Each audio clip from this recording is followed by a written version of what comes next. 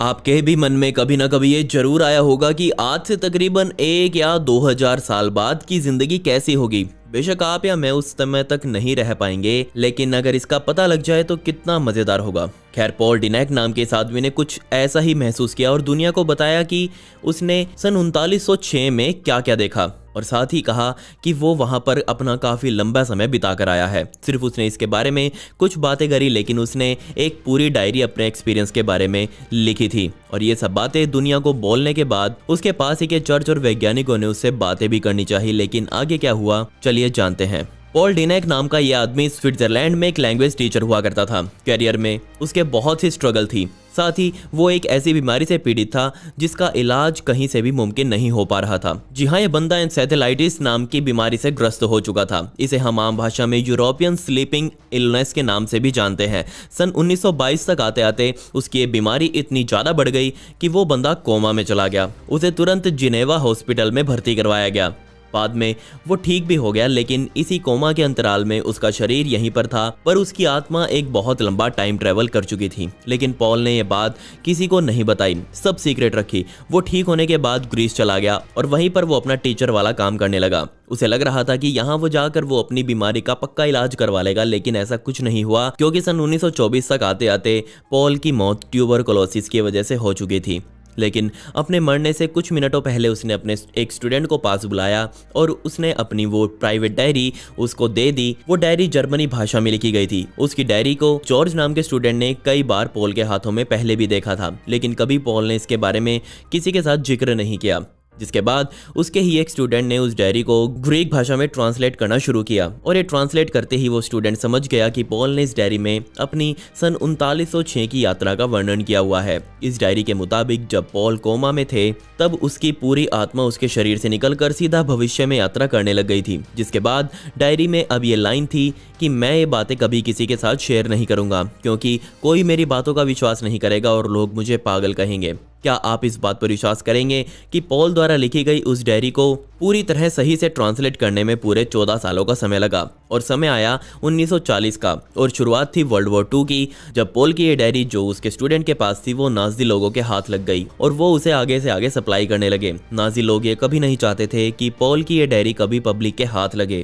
खैर, पॉल के उस स्टूडेंट ने पहले ही इसकी एक कॉपी बना ली थी, लेकिन युद्ध वगैरह जब सब शांत हो गया तो उसके बाद भी बहुत लंबा समय लगा, और तब जॉर्ज ने पॉल की इस किताब को पब्लिश किया और इसका नाम उन्होंने वैली ऑफ द रोजेस रखा। बदकिस्मती से ये किताब कभी अपनी प्रसिद्धि नहीं पकड़ पाई, जिसके बाद जॉर्ज की भी मौत हो गई और फिर उसके बेटे को ये किताब मिली, जिसने उसे फिर से सही से ट्रांसलेट करके इंग्लिश में लिखा और नाम रखा chronicles from the future. Paul ने उस डायरी में अपने आप का नाम एंड्रयू नॉर्थमैन रखा हुआ था, और वो एक ऐसी जगह पर जा पहुंचा था जो उसने पहले कभी नहीं देखी थी, और आसपास ऐसे ऐसे लोग मौजूद थे जिनकी कोई शक्ल उससे मिलती जुलती नहीं लग रही थी, लेकिन फिर भी उसने उन लोगों को इस किताब में अपना फैमिली मेंबर ही बताया। उसने सबसे पहले अपनी सबसे नजदीकी दुकान के अंदर झांक कर देखा तो उसे पता चला कि वो अभी 3906 में पहुंच गया है। उसे समझ नहीं आ रहा था कि वो यहाँ तक कैसे पहुंचा, साथ ही उसकी पुरानी जिंदगी का क्या। उसे याद था कि वो एक हॉस्पिटल में एडमिट होने आया था, और इसी हॉस्पिटल को याद करते करते वो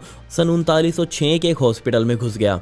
उस हॉस्पिटल को अंदर से देखते ही वो पूरी तरह से हैरान रह गया, क्योंकि उस हॉस्पिटल के कमरों में डॉक्टर्स मौजूद ही नहीं थे। जो मशीन्स वहां लगी हुई थी वो किसी लाइट की तरह लग रही थी। ऐसा कुछ पहले उसने कभी नहीं देखा था। जैसे ही उसने एक हॉस्पिटल के कमरे की खिड़की से पर्दा हटाया तो उसके सामने जितने ऊंचे ऊंचे बिल्डिंग्स के टावर खड़े थे उनके आगे हमारे आज के ऊंचे ऊंचे पहाड़ भी छोटे लगेंगे। इसके अलावा वो सभी के सभी टावर्स अंदर और बाहर पेड़ पौधों से ढके हुए थे। जिसके बाद पॉल की मुलाकात कुछ ऐसे लोगों से हुई जिनको वो द एल्डर्स के नाम से जानता है, और उन लोगों ने ही पॉल को बताया कि वो कॉन्शियस स्लीप का शिकार हो गया है, और उनको ये पता लग गया था कि यह आदमी एक टाइम ट्रैवलर है। चलिए सच सच बताइए कि आपको कैसा महसूस होगा जब आपको ये पता लगे कि आप सोए तो एक नॉर्मल रात में ही थे, लेकिन आप उठे तो 1 या 2 सदी आगे पहुंच चुके थे। क्या आप उसी टाइम में रहना चाहेंगे या हाथ पैर मारेंगे वापस अपनी पुरानी जिंदगी में आने के लिए? खैर, वापस जाने के लिए पॉल ने बताया कि जब उसने द एल्डर्स के सामने जर्मन भाषा बोली तो जर्मनी भाषा तो छोड़िए, बल्कि उन्हें तो ये तक नहीं पता था कि जर्मनी नाम का देश कभी इतिहास में मौजूद था, जिसके बाद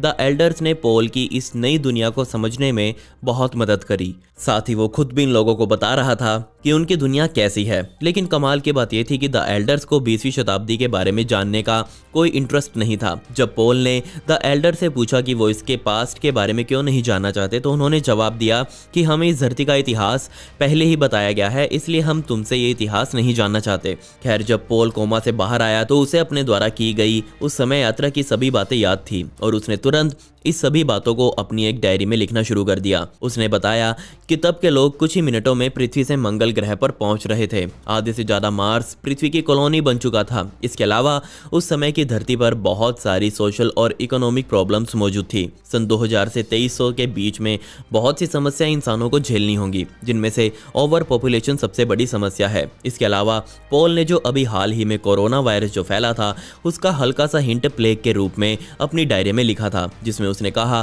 कि इंसानों के बीच नए नए प्लेग जरूर फैलेंगे। साथ ही तब के जानवर हमारे आज के धरती पर बसे हुए जानवरों से पूरी तरह अलग होंगे। सभी जानवरों की ब्रीड पूरी तरह से बदल चुकी होगी। इसके अलावा तब की दुनिया में टेक्नोलॉजी हद से ज़्यादा एडवांस हो चुकी थी। इंसानों ने फिजिक्स के नियमों को तोड़ते हुए एंटी ग्रेविटी पर भी काबू पा लिया था। एंटी ग्रेविटी डिवाइसेस, उड़ती हुई गाड़ियां तब बहुत आम बात होगी। कमाल की बात यह थी कि तब की दुनिया में पोल को कहीं भी सड़कों पर तार लगे हुए दिखाई नहीं दिए, और वो इसलिए क्योंकि इलेक्ट्रोमैग्नेट पर हर जगह बिजली पहुंच रही थी। इसके अलावा तब के लोगों ने एनर्जी की एक नई अवस्था का भी पता लगा लिया था, और वो थी थर्मोडायनामिक्स, जिसे आज हम हमारी अंदरूनी एनर्जी या फिर स्पिरिचुअल एनर्जी के नाम से भी जानते हैं। तब के लोग सब कुछ अपने दिमाग से कंट्रोल कर रहे थे। जो कुछ अपने दिमाग में सोचते वही सब रियल में भी हो जाता। तब की दुनिया की इकोनॉमी बहुत ज़्यादा बदल चुकी थी। तब के लोग कैश क्या होता है ये तो जानते ही नहीं थे। बेशक अभी तक जो आपने सुना उसे सुनकर आपको तब का समय आज के समय से बहुत ज़्यादा अच्छा लग रहा होगा। तब की दुनिया में पेट्रोल डीजल क्या होते हैं इनका तो पता ही नहीं था। वो लोग सिर्फ रिन्यूएबल एनर्जी से पूरी दुनिया चला रहे थे। साथ ही तब के लोग कोई भी या फिर किसी भी तरह का मीट मुर्गा खाना पसंद नहीं करते। पूरी दुनिया उस समय वेजिटेरियन थी। पॉल ने बताया कि उन लोगों के मुताबिक सन 2204 में ही मार्स यानी कि मंगल ग्रह पर पहली कॉलोनी बनाई जा चुकी थी, लेकिन 2265 में एक बहुत बड़ी दुर्घटना हुई, जिसकी वजह से मार्स पर भेजे गए लोगों को वापस बुला लिया गया। सुनने में बहुत अटपटा लग रहा है। सन 2300 से लेकर 2400 तक हम इन सभी समस्याओं से पार पा चुके थे, लेकिन सन 2309 में एक वर्ल्ड वॉर हुआ, और ये युद्ध वो था जो सभी युद्धों का अंत करने वाला था। उस समय पूरी दुनिया एक बार फिर से तबाह हुई और बहुत कम ही लोग जिंदा उस युद्ध में बचे, और जो बचे उन्होंने एक नई दुनिया बनाई। और सन 2396 तक आते आते उन लोगों के द्वारा सबसे पहली सरकार बनाई गई। कमाल की बात यह थी कि इस नई सरकार में ऐसे ही कोई भी नेता नहीं बन सकता था। उसे नेता मंत्री बनने के लिए डॉक्टर, साइंटिस्ट या फिर बहुत बड़ा टीचर होना जरूरी था। पूरी दुनिया को चलाने वाली एक ही सरकार होने वाली थी। प्राकृतिक संसाधनों का इस्तेमाल कब और कैसे करना है, इसका पूरा एक शेड्यूल लोगों को समझा दिया गया था। इसके अलावा तब के समय में सड़कों पर दूसरे ग्रहों के जो प्राणी हैं वो भी पोल को टहलते हुए दिखाई दिए। आज के समय में ये पूरी इंफॉर्मेशन पब्लिक से छुपी हुई नहीं है, और एलियंस क्या होते हैं ये आज हम सब जान चुके हैं। लेकिन फिर भी मैं ये कहूँगा कि अगर दुनिया में कहीं एलियंस की सच्चाई मौजूद है तो वो फिलहाल के लिए दबी ही रहे, क्योंकि ध्यान रखिए साल 2020 पूरी दुनिया के लिए कितना भयानक था, और मैं नहीं चाहता कि एक आधी और इन्फॉर्मेशन ऐसी फैले जो लोगों के मन में डर पैदा कर दे। और यही ठीक होगा कि हम आने वाले कुछ समय तक ऐसे ही जैसी जिंदगी चल रही है उसी में जीते रहें। साल 2400 से लेकर साल 3400 तक ये वो समय था जब पूरी दुनिया साइबर अटैक के हमले से जूझ रही थी। जी हाँ, इस समय में दुनिया के सभी साइबर अटैकर्स एक्टिव हो चुके थे और उन्होंने पूरी दुनिया को साइबर रूप से खाना शुरू कर दिया। लेकिन किसी तरह दुनिया ने इससे भी पार पा ली। इस समय तक आते आते वर्ल्ड गवर्नमेंट पूरी तरह से स्थापित हो चुकी थी, और सभी के सभी देश जो आज हम देख रहे हैं उनमें से कुछ तो गायब हो चुके थे, कुछ मर्ज हो चुके थे। उन सभी ने वर्ल्ड गवर्नमेंट के सहारे अपने आप को चलाना शुरू कर दिया। साथ ही स्पेस टेक्नोलॉजी उस समय इतनी ज़्यादा बढ़ चुकी थी कि लोग उसमें बैठकर पूरे ब्रह्मांड में कभी भी कहीं भी जा सकते थे। सन 2600 के बाद से लोगों के मन में टेलीपैथिक क्या चीज़ है ये कभी कंफ्यूजन रही ही नहीं। क्योंकि उनको पता चल चुका था कि टेलीपैथी का राज क्या है और वो कैसे इसे कर सकते हैं। पॉल ने अपनी डायरी में इस बात पर बहुत ज्यादा दबाव दिया है कि तब के लोग स्पिरिचुअल कॉन्शियसनेस में बहुत ज्यादा ध्यान रखते हैं। ये स्पिरिचुअल कॉन्शियसनेस क्या होती है इसके बारे में आप मुझे बताएं, अगर नहीं पता तो मेरे इंस्टाग्राम पर आएं, वहां मुझे फॉलो करें, वहां हम डिस्कस करते हैं। साथ ही वो लोग नेचुरल साइंस पर बहुत ज्यादा काम कर रहे थे। इसके अलावा उन्होंने हमारे जो सूरज देवता है उसके कोर में क्या छुपा हुआ है इसका भी पता लगा लिया था। ना सिर्फ उन्होंने सूरज का अंदरूनी हिस्सा देख लिया था बल्कि वो लोग तो हमारी धरती को बीच में से चीर भी चुके थे। बहुत बड़े बड़े शहर धरती के नीचे बनाए जा रहे थे। लोगों को दवाइयों के रूप में गोलियां नहीं दी जा रही थी बल्कि मशीनों से ही उनके पूरे शरीर को ठीक किया जा रहा था। बेशक वो समय हमें आज से बहुत बढ़िया लग रहा है और सभी को इस वीडियो की हैप्पी एंडिंग की वेट जरूर होगी, लेकिन यकीन मानिए मैं यहाँ पर अभी रुका नहीं हूँ। सन 3400 से सन 4000 तक इंसानों द्वारा हाइपर विजन को डेवलप कर लिया गया था, जिससे वो खुद की ही कॉन्शियसनेस को एक्सप्लोर कर सकते थे। लोग अपने दिमाग से ही, जी हाँ यकीन मानिए सिर्फ और सिर्फ दिमाग से ही पूरी दुनिया को कंट्रोल कर रहे थे। लैंग्वेज की, अपने मुंह से बोलने की उनको कुछ जरूरत ही नहीं थी। वो जो दिमाग में सोचते सामने वाले के दिमाग में अपने आप पहुंच जाता। कोई भी इंसान अपना कोई सीक्रेट छुपा कर नहीं रख सकता था, क्योंकि उस समय के लोग एक दूसरे के दिमाग को पढ़ सकते थे। हैरानी वाली बात तो ये थी कि तब के लोगों द्वारा डीएनए को भी एक्सपेंड किया जाने लगा।